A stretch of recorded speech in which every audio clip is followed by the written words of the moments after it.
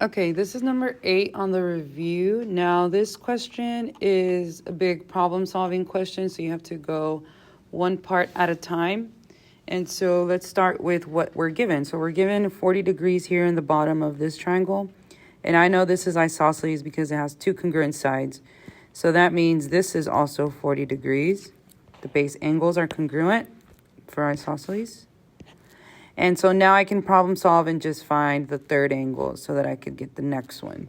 So 40 plus 40 is 80. 180 minus 80 is 100. So that makes this interior angle 100 degrees.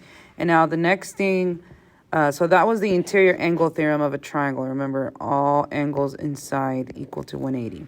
The other theorem you have to remember is the straight angle theorem, which is also 180 degrees, okay?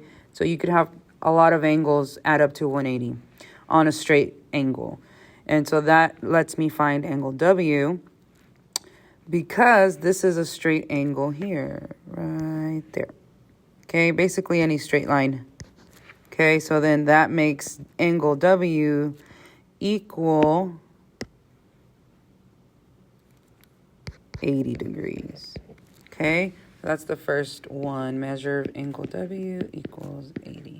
Okay, so since angle W is 80, I see another isosceles triangle here, but it's upside down, so that makes these two congruent, which means this angle is also 80, and now I can find angle Z.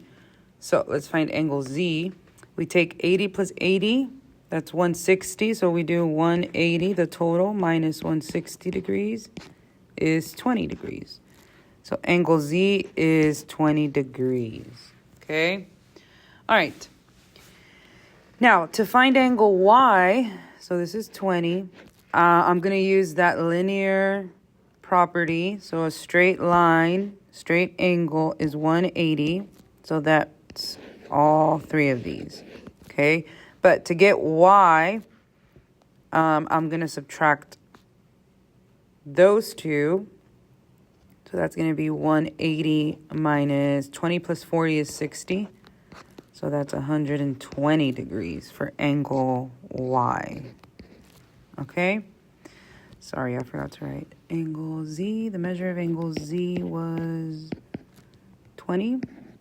And the measure of angle Y is 120 degrees. Okay, these are all degrees. Degrees. Okay, and now let's do X. So here is yet another isosceles triangle with two congruent sides. So this was on your IXL. I only know this top angle Y, which is 120. And so I can subtract that from the total and divide it into two congruent angles to find that X value. So 180 minus 120 is 60. And we take that and divide it into two parts, so that equals 30. So X is 30. The measure of angle X equals 30 degrees. All right. And that is it for number 8.